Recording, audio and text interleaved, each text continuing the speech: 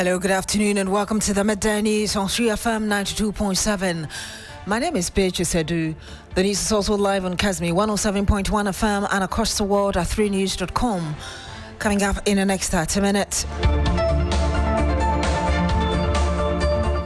Founder of defunct Capital Bank William Atuesian granted bail pending appeal of his sentence. Also coming up, Minister for Roads and Highways Governs Agboja says the proposed fees and charges for the reintroduction of road tolls has been forwarded to Parliament for approval.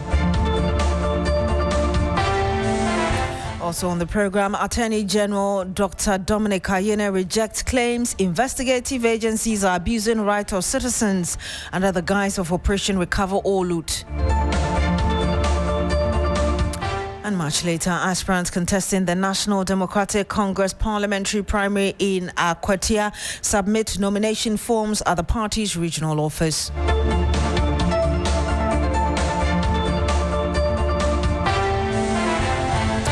All of these plus more. Let's start from here. An Attorney General Dr. Dominic Ayine has rejected claims investigative agencies are abusing the rights of citizens as part of the Operation Recover or Loot.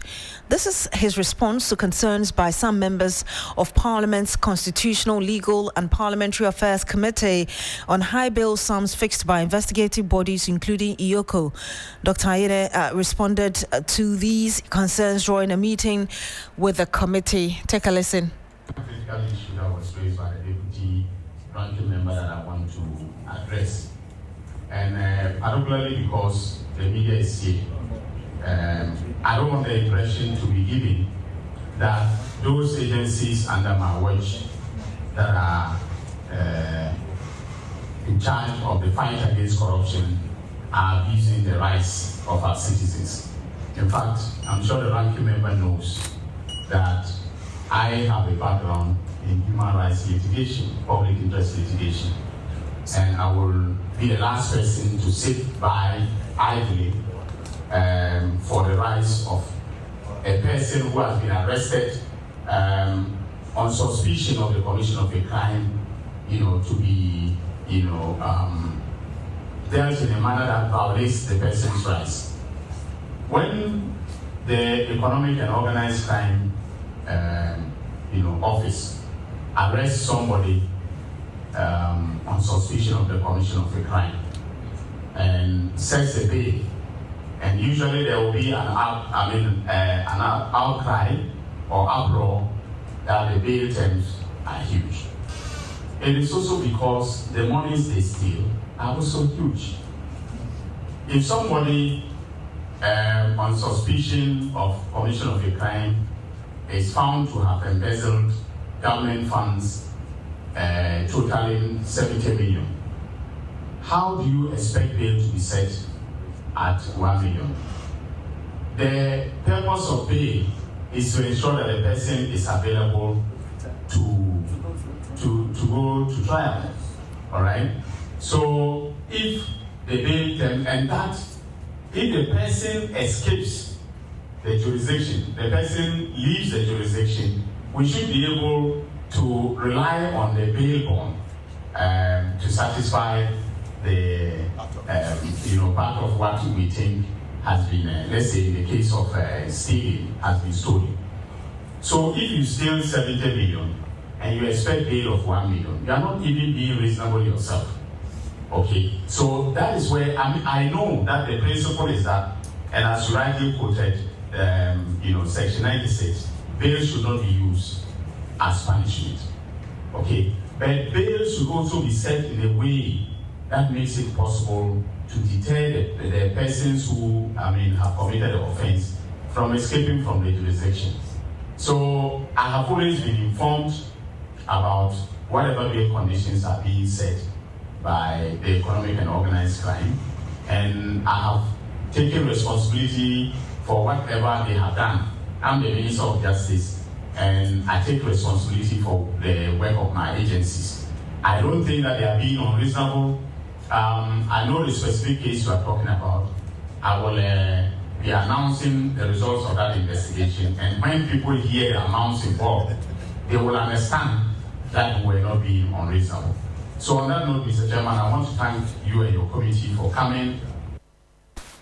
And you heard that the Attorney General, Dominic Ayine. George Koenig is my colleague who monitored this for us. He joins us live on the phone. George, we understand the AG also with the Legal Aid Committee. What have they been saying? Okay, so for me, the challenges that have been outlined by Legal Aid Commission is very disheartening. The fact is there are lots of people that are not able to access legal services, and according to them, people that they engage their services are extremely poor.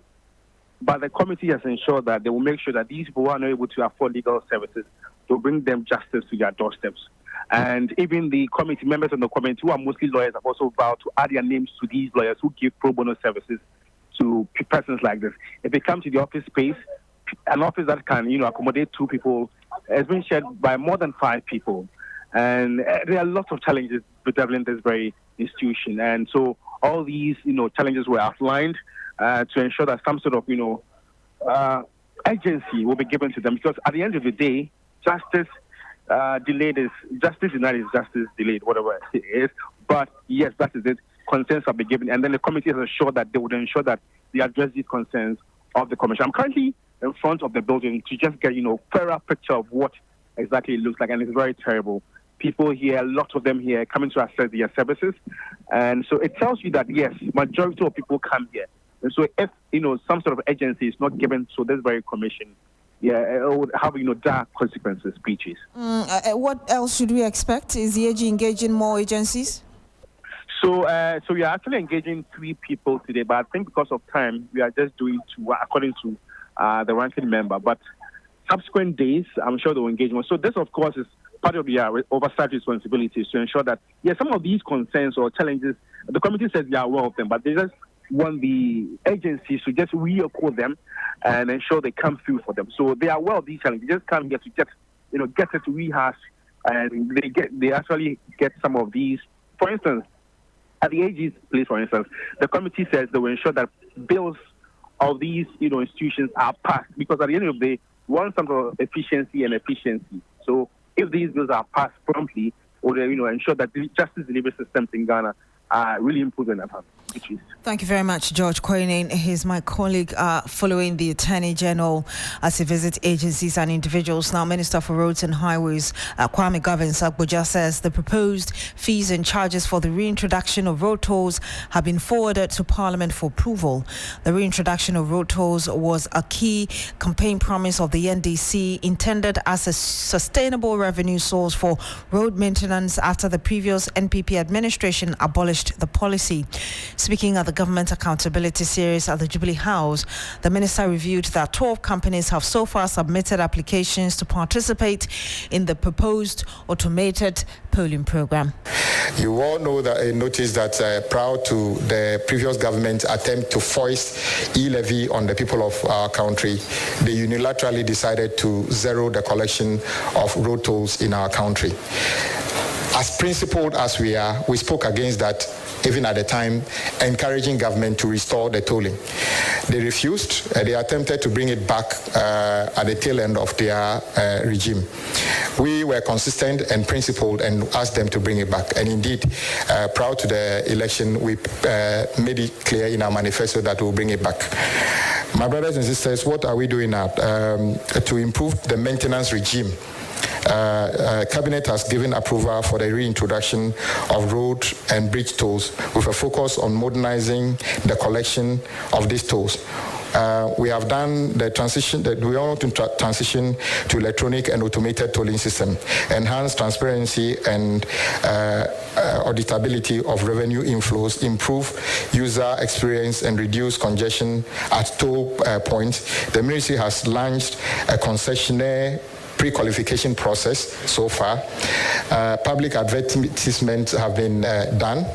a pre-qualification conference was held on the 3rd of July 2025. 12 firms have submitted applications currently under evaluation. Proposed new toll rates have been submitted to Parliament via Ministry of Finance to determine the rates we are going to be charging when the toll is implemented. We are hoping that this will be based on electronic platform. There will be no physical barriers on any road, and the tolling would only apply to roads that are engineered. And you had the Roads and Highways Minister Kwame Gavins Agboja speaking about the proposed automated tolling program. Now, the minister also announced that as part of Axle Road Management reforms, the penalty for overloading of vehicles will be increased from 5,000 cedis to 50,000. In addition, the owner of the vehicle will also be fined. If you have been watching the ministry, one of the biggest challenges we have is the Axle load regime. And you will notice that whenever government changes, there's this tendency for people to be interested in managing Axle load stations. My brothers and sisters, whatever money we collect in terms of penalties, and let me repeat, whatever you pay with respect to Axle loading is not a fee. It's a penalty for wrongdoing. So our aim is to make sure that Axle loading would, the accruals will be zero. If the accruals become zero, what it means is that people have stopped overloading. No amount of money we collect in terms of penalties on Axle loading can ever be enough to repair the damages caused by truckers along on our roads. Those of you who have seen part of the road Agona Junction to Takwa, which was done less than a year ago, part of the reason that road is almost gone is partly because of Axle loading, not entirely because of that. But many other roads across our country are in a very deplorable state. We intend to do something about this, and then we have recommended a stiffer penalty regime for those who would not abide by the rule and overload. So The Roads and Highways Minister Kwame Gavins Agboja. Now, Accra High Court has granted founder of defunct Capital Bank William Atuosian a 10 million cedi bail pending appeal of his sentence. The 10 million cedi bail came with two sureties. He's also to report to the registrar once a month and deposit his passport. Lord Edwasari is our Court Affairs correspondent. He joins us live with some details. Lord, what more do we know in terms of arguments that were put before the court? Very interesting. A quick correction here. It's the Court of Appeal that granted this bill for the founder of the defunct Capital Bank. Now, this is actually the second time that William Atuosian has been to the court. His first attempt was actually at the Accra High Court in May, where the court refused his bail application. Now, at the Court of Appeal today, his lawyers put forth that Atuosian's health has been waning, it's been deteriorating substantially, and so his continuous incarceration, they actually feared the worst. They indicated that he got into the plea bargain with the state. He paid a substantial amount, but he was still incarcerated when he failed to pay the entire thing. Now, the state disagreed with the bail application. They indicated that he was given ample time, and they actually outlined the terms that Atuosian was expected to make the payments, 3 tranches, month intervals for him to make the payment. But after the time that he was jailed, he had paid just a small fraction of that amount that he was supposed to pay, the total amount. And after hearing the arguments from both sides, the member panel of justices granted him the 10 million cedi bill with 2 sureties. And then he asked him to deposit his passport to the registrar and then report to the same registrar once a month. Now, what this means is that pending his appeal, we know that since he was jailed, he's actually activated an appeal against that sentence. And so he's now going to be coming from home to the courts as and when the case will be going forward. Now, the panel of justices themselves indicated that the issue regarding William Ayine has to be reconsidered, cited the fact that according to the Court Act 35, that has to do with the Plea Bargaining Act. It raises issues because if someone who has gotten into the Plea Bargaining Act of the state makes substantial amount of payments and he's still incarcerated, it raises more issues. And so they indicated that there's a need possibly for some sort of interpretation at the Supreme Court on such matters. And so we'll see how things will unfold from this point because, again, Beatrice, you recall that in the build-up to this, several stakeholders or actors have been calling for the release of William Ayine.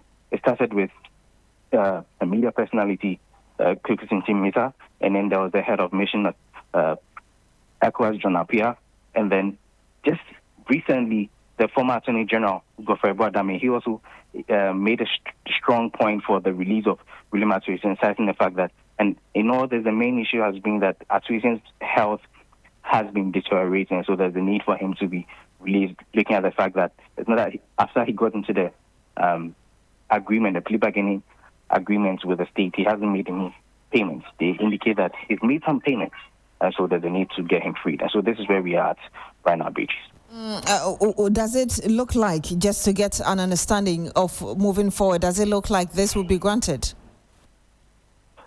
Well, once his bill has been granted, he's a free person in court because his appeal is still pending. It's hard to tell whether the appeal will be granted because it depends on the arguments that his lawyers will put forth. But with this new twist that the justices of the Court of Appeal have raised, and if it goes to the Supreme Court for the interpretation, we'll see how things will come up really in this state. So it's still very tricky. We can't really comment on whether it will be granted or not, depending on how things will go at the Supreme Court, if it is forwarded there. Indeed. Thank you very much, Lord Edoasare, for bringing us those details. Let me bring you a bit more as regards what's happening between William Ayine and the state. Now, he is the founder of Capital Bank, and he was charged alongside others for role in the collapse of bank. Founder of Capital Bank, like I just mentioned, also entered into agreement with the state to refund about 90 million cedis. So far, as we speak, he's paid 30 million of that as initial installment. 60 million cedis was to be paid in 3 installments, but he missed the payment timeline. And also, state pushed for sentence to be imposed. High Court imposed 15-year sentence on him in October 2023. And so that's it. We'll bring you more as and when we have it. Now, aspirants contesting the National Democratic Congress parliamentary primaries in the Akwatia constituency have begun submitting their nomination forms at the party's regional office. Former NDC Member of Parliament for the Akwatia constituency, Henry Boache, who has already completed the filing process, says he's confident of securing the party's nod. He says his track record and need for continuity for development puts him in a strong position against his 2 main contenders. And we'll be hearing from him very shortly. But first, let's engage my colleague Yvonne Nekwe, who is following this very primary for us, by-election rather for us. She joins us live on the phone. Yvonne, I know things are heating up in the constituency, but what can you report now? We're still waiting for the other 2 contenders, aspirants for the NDC primaries, to file in their nomination. The filing of the nomination would mean that indeed they will actually be in the contest and be ready for the vetting process. And so that has been what has been going on this morning here at the regional office. And in the constituency itself, how are things shaping up ahead of the by-election on the 2nd of September? Well, the constituency is getting heated by the day. I should even say in the next few hours, because we do know that later on in the afternoon, the NPP would begin its launching of campaign by the person they have endorsed to lead the party in that particular election. And so it's a way they have started, and in the next 2 days, we should see lots more political activities happening in the Akweta constituency. Indeed, thank you very much, Yvonne Nekwe. She is our Eastern Region correspondent. I did tell you that the former NDC Member of Parliament for that same constituency, Henry Boakye, has already completed the filing process and says he is confident of securing the party's note. Listen. That's the beauty of democracy. Indeed, we are very good friends in the party, especially our lead counsel, Lawyer Bernard Bediako, who led us through the legal battle for good 7 months that we have been in court together. So my message is very simple, that it's not enough. One-term syndrome in Akweta should be the thing of the past. We cannot have development if we are to go one term. That is why I'm seeking for re-election. And also, when I became an MP, our party was not in government. And I know what I did. Since now we have the presidency, we have the DCE, it's a good time for me to continue to have the mandate for my second term so that I can complete the project that I was not able to complete during the tenure of my office as Member of Parliament, the 8th Parliament. And you had Henry Boakye. He is former NDC Member of Parliament for the Akweta constituency, and he's looking forward to grabbing that same seat in this upcoming by-election scheduled for the 2nd of September. Now, as part of processes to intensify stakeholder engagement ahead of the rollout of the human papilloma virus vaccine in Ghana, stakeholders have gathered in Kumasi today to discuss the introduction of the HPV vaccine into Ghana's routine immunization program. Ghana is set to begin the rollout of the HPV vaccine from the 5th of September for all girls 9 to 14 years of age, following the high incidence of the disease in the country. Currently, data suggests that an estimated 2,797 new cases of the disease is diagnosed annually, with about 1,699 deaths attributed to the disease each year. The initiative aims at protecting young girls from the virus before they become sexually active.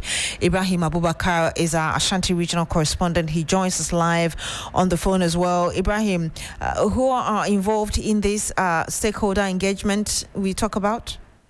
Well, basically, it's all the regional education directors and also SHEP coordinators, because when you look at the age range of the girls who be receiving this vaccination is between the ages of 9 and 14.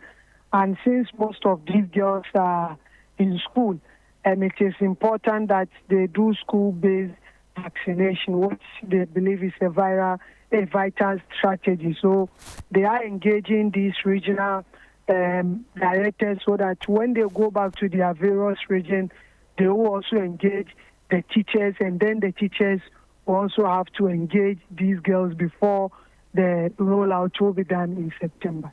Just tell us how significant this introduction of HPV vaccination is to young girls within the Ashanti region in particular. Well, very important, because we do know that cervical cancer is the second most common cancer in Ghana and even in Ashanti region for that matter. And it's also the second leading cause of cancer-related death among women in the country.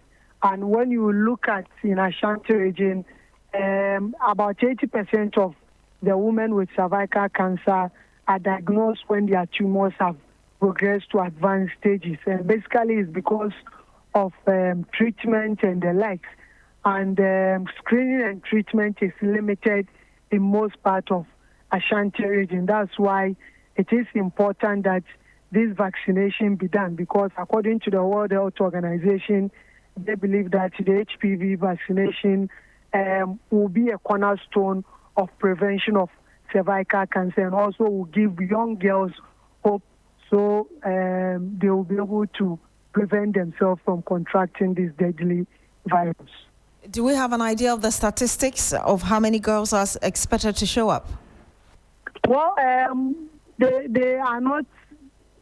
They've not given any figure outright, but they are looking at over 1 million, because the exercise is supposed to target every girl between the age of 9 and 14 within the region. And they are ensuring that regardless of their sociographic location or their financial status, every single girl within this age must be targeted. And it's something that will be done every now and then. So if a girl is 8 and by next year she attains the age of 9, then she will be vaccinated. But currently 9 to 14. So, but they are looking beyond 1 million girls to be vaccinated. Thank you very much, Ibrahim Abubakar. He's Ashanti Regional Correspondent. Let's listen to Dr. Fiona Braka, who is the WHO representative in Ghana.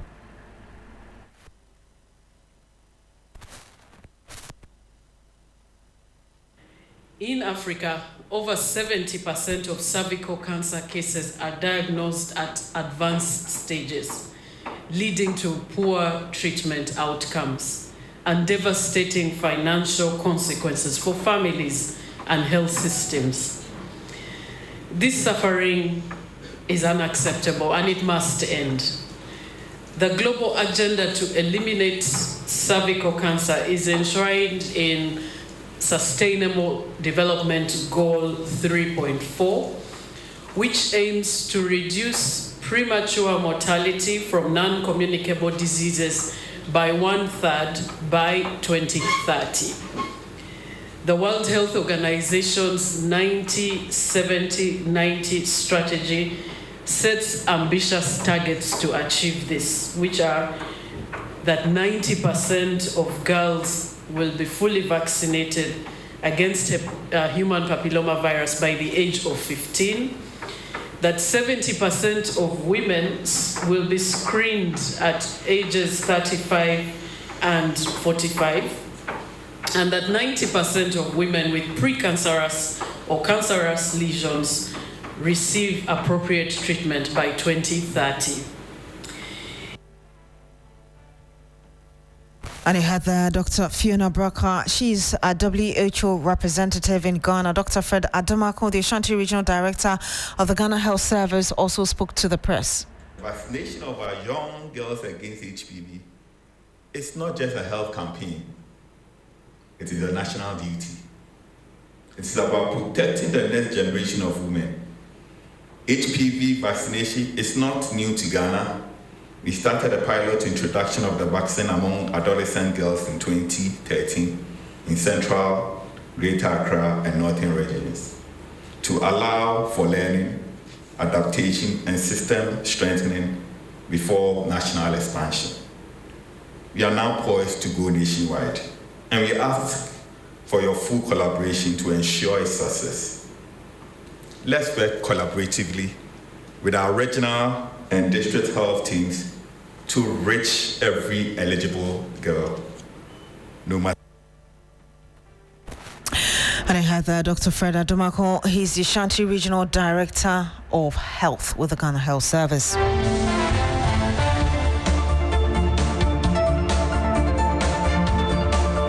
Thank you very much for joining us today on the Midday News on Sri FM 92.7. My name is Beatrice Edu. Log on to srinews.com for more news. Have a good afternoon.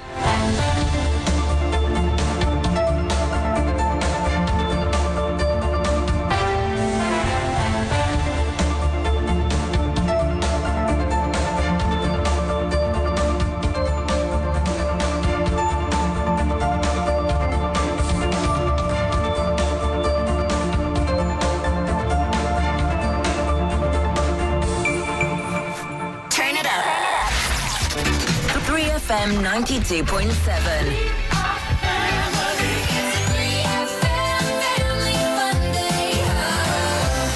This August, give your kids what they really want. Your full attention, your laughter, your time. It's time to press pause and just play together. It's time for the 3FM Family Fun Day. A full day of games, bonding, musical performances from talented kids, prizes, and pure joy. Thrilling games and experiences you don't want to miss. From the amazing rides to the bonding games, face painting to delicious food. This is the break you both need and the memory you talk about for years. Join us for the 3FM Family Fun Day on Saturday, the 9th of August from 9 a.m. to 6 p.m. at Gazebo. Your finest tunes in sync with a soothing voice. 3 Lounge with AJ. Are you tired of the same old routine? Need a break from the stress and chaos of everyday life? Well, step into the 3 Lounge, your world of absolute relaxation and great music with yours truly, AJ Akwako Sapon. Welcome to the best mid-morning show in the capital and beyond. This is 3 Lounge with yours truly, your radio princess, AJ Akwako Sapon. Love it. I love it. It's great. Kickstart your week with Monday motivation. Shake off the Tuesday blues and get ready for midweek mania. Take a trip down memory lane on Throwback Thursday and wrap up the week with Funky Friday with myself and Helen Appiah Ampufo. Plus, enjoy exciting celebrity interviews, insightful conversation, engaging discussions on topics that matter, and there's a boatload of fun and easy activations that reward and appreciate you, our loyal listener. If you are listening, we're manifesting money into your pocket this morning. Don't miss out on the excitement. Tune in to 3 Lounge every weekday morning from 10 a.m. to 12 p.m. with AJ Akwako Sapon, only on 3FM 92.7. It's my number one. 92.7 3FM, your urban lifestyle radio.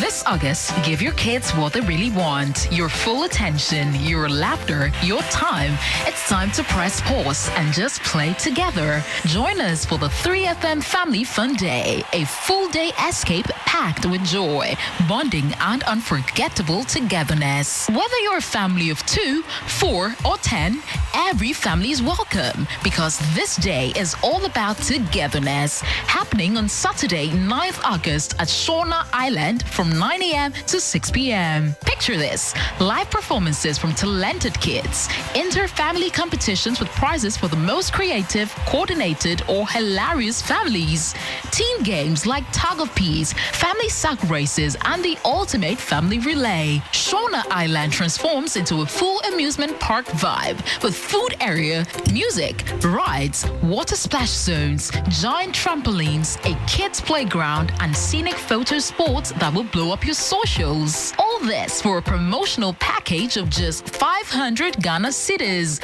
for a family of 4. Extra family members? No problem. Just come along and join the fun at a top-up per person. It's more than an event. It's a memory in the making. Don't just raise kids. Create memories. 3FM Family Fun Day. Let's play again. Terms and conditions apply. Sponsored by Nestle Golden Morn.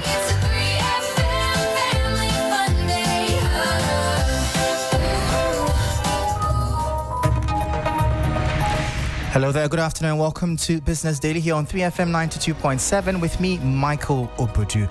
Coming up, Bank of Ghana cracks down on non-compliance in remittance space as it directs banks and fintechs to submit weekly foreign exchange records or face sanctions. And government cancels $1.2 billion bauxite lease with Rockshore eyeing global partner for strategic block. Plus, minority slams government over alleged diversion of flagship funds for Treasury bill shortfalls.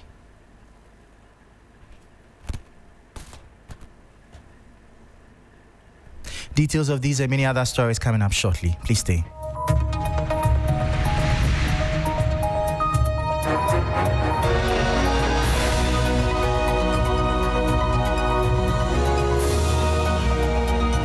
And thank you so much for your time. Straight into our top story. And the Bank of Ghana is raising red flags over growing non-compliance in Ghana's inward remittance sector. In a new directive, the central bank warns it will revoke partnerships and sanction institutions, including banks, electronic money issuers, and fintechs that continue to flout remittance guidelines and foreign exchange regulations. This comes amid concerns about unauthorized forex swaps, use of unapproved channels, and inaccurate reporting of remittance inflows. This report has the details. The central bank's latest caution reflects a broader attempt to tighten transparency in Ghana's foreign exchange market. Beyond threatening sanctions, the regulator is mandating that all regulated institutions submit granular transaction logs on a weekly basis per money transfer operator. This data must include not just individual remittance flows, but also how much foreign currency is being credited daily into offshore nostro accounts. This data must include not just individual remittance flows, but also how much foreign currency is being credited daily into offshore nostro accounts. The Bank of Ghana's move signals a renewed effort to plug loopholes in remittance settlements and to monitor how inflows are translated into local currency. Analysts say this could help stabilize forex liquidity while reducing the room for parallel market manipulation. Institutions that fail to comply risk regulatory penalties under two separate financial services laws, an indication that the Bank of Ghana is no longer tolerating what it calls persistent breaches in the remittance value chain. And that was a 3 Business News Desk report. Now, the minority in Parliament has slammed government for allegedly diverting funds meant for flagship programs to cover Treasury bill shortfalls. According to former Finance Minister Dr. Mohamed Amin Adam, government recorded 13 shortfalls out of 28 auctions between January 3rd and July 11, 2025, costing the country billions of cedis. Interest rates on government Treasury bills have dropped significantly since January 2025, with the 91-day bill rate falling to 10.55% from 23.17% as of January 6, 2025. The records show that out of the total 28 Treasury auctions held from January 3rd, 2025 to July 11, 2025, 13 auctions failed to meet the auction target, with bid cover ratios below 1, despite high participation in the early part of the year. Therefore, the minister had to divert the funds meant for these priority programs to fund the auction shortfall, which would not have arisen if he had not manipulated interest rates on government treasuries. Billions of cedis have been used to fund the auction failures. That is why he's not able to fund these priority programs. And that is why they are introducing new taxes and increasing the rates of existing taxes. Former Finance Minister and member of the minority in Parliament, Dr. Mohamed Amin Adam, speaking there. Meanwhile, in a strategic move to address lingering inflationary pressures, the Bank of Ghana on Monday, July 28, successfully auctioned 10.38 billion cedis of its 56-day bill at an interest rate of 11.12%.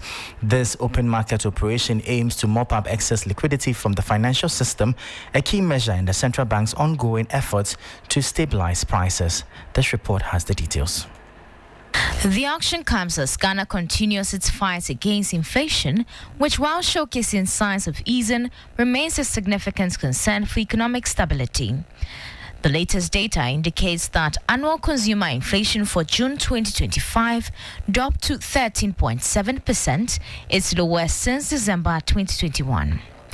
This decline is largely attributed to strengthening cedi and moderating food and non-food price growth.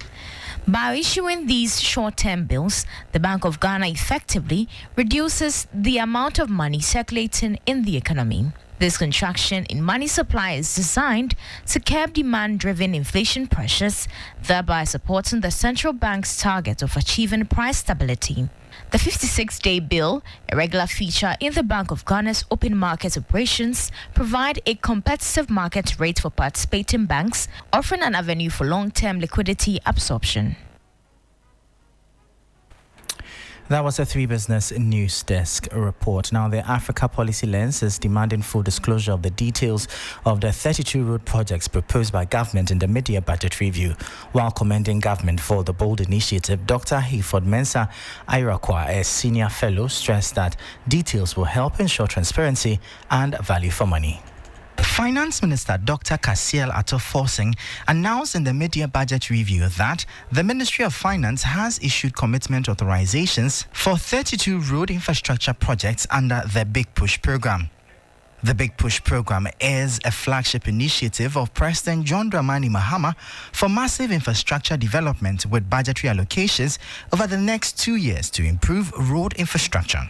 However, the Africa Policy Lens is calling on the ministry to provide details on the nature and cost of the listed roads. I've seen the 32 priority roads that the minister talks about. Great idea. And the most exciting one for me is the intention to put a bridge over the Oti River. And that for me would be a big relief to the people who live in that side of town. However, I think that if you say you are going to rehabilitate road, reconstruct, and do all kinds of things, based on experiences we have in this country over the years, I want to ask for a bit more detail to help us to appreciate what kind of roads we can expect. If you are rehabilitating a road, what should we be expecting? What kind of quality should we be expecting? Because we don't want people to go and put a few bitumen on potholes on the highway and say that they have rehabilitated the road. The monies we talk about here is a lot of money, and we should have value for money. So that was Dr. Hayford Mensah. He is a senior fellow at the Africa Policy Lens. Now, Vice President Professor Jane Nana Opoku-Agyeman is calling on the Social Security and National Insurance Trust (SNIT) to intensify efforts to enroll more workers, especially those in the informal sector. Speaking at the launch of SNIT's 60th anniversary celebrations, she urged the board and management to adopt innovative strategies that will expand coverage while safeguarding the long-term sustainability of the scheme. The next phase of social security in Ghana must be driven by inclusion, sustainability, and adaptability. I mention inclusion because the extent to which our social security system can provide protection to all workers in Ghana, regardless location or occupation, is a real indicator of its effectiveness. Pensions must be demystified and rooted in the financial culture of the people. The informal sector remains largely uncovered, denying millions the security they deserve. Let us work to enroll as many of such workers as possible to the scheme. The second pillar is sustainability, or the ability of the scheme to be viable in the long term.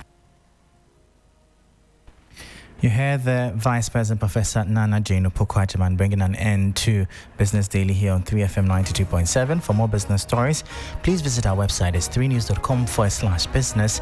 I am Michael Obodu. Thank you for listening. As always, please stay safe.